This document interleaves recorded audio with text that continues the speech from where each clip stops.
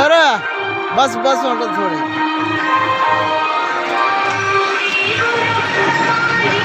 मंदिर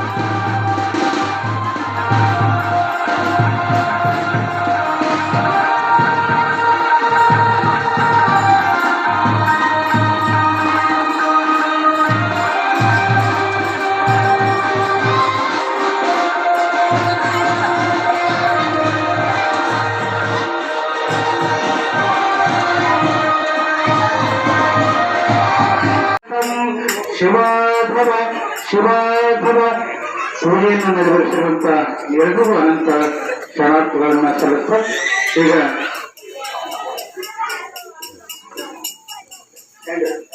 ಮಕ್ಕಳು ಹ್ಯಾಂಗ್ ಬೆಳೆಸ್ತೀವಿ. ಕೇವಲ ಓದಿಸೋದು ದೊಡ್ಡದಲ್ಲ, ಓದೋದು ದೊಡ್ಡದಲ್ಲ, ಓದೋದು ದೊಡ್ಡದಲ್ಲ, ಓದೋದು ದೊಡ್ಡದಲ್ಲ. ಕೇವಲ ನೀವು ಓದಿದ್ರಿ ಅಂದ್ರೆ ಅವನ ಹೆಂಡತಿ ಮಕ್ಕಳು ಮಾತ್ರ ಬೆಳೀತಾರ.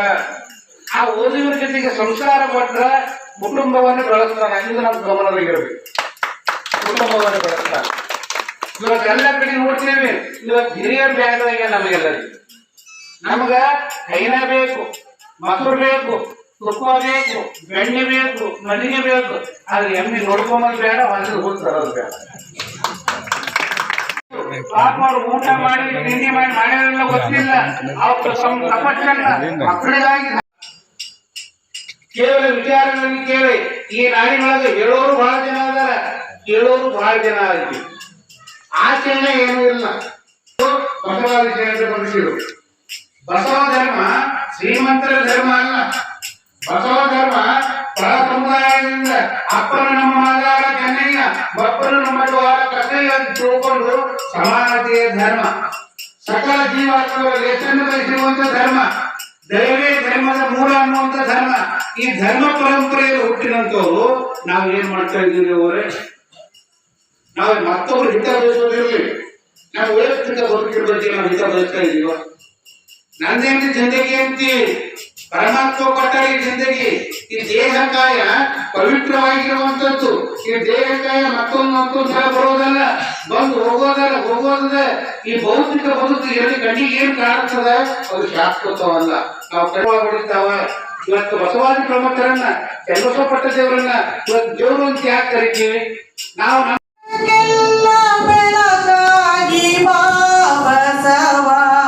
ಇಲ್ಲಿ ಬೆಳಗಿಲ್ಲ ನೀನಿಲ್ಲದೆ,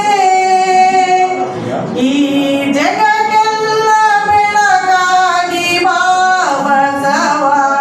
ಇಲ್ಲಿ ಬೆಳಗಿಲ್ಲ ನೀನಿಲ್ಲದೆ, ನನ್ನ ಬದುಕಿನ ಹಗಲಲ್ಲಿ ಬಾ ಬಸವ.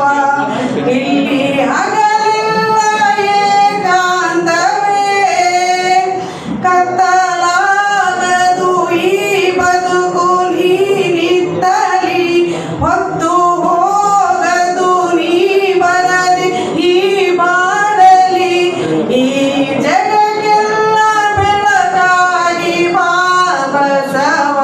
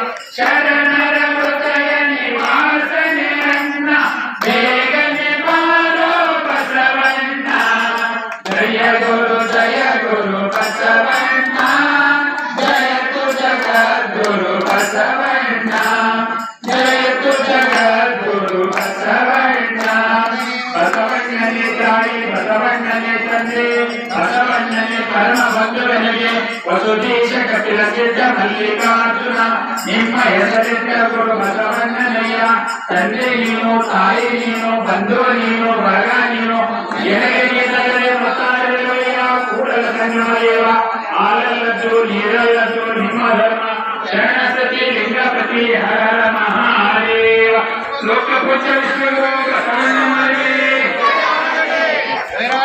ಅಕ್ಕಮ್ಮ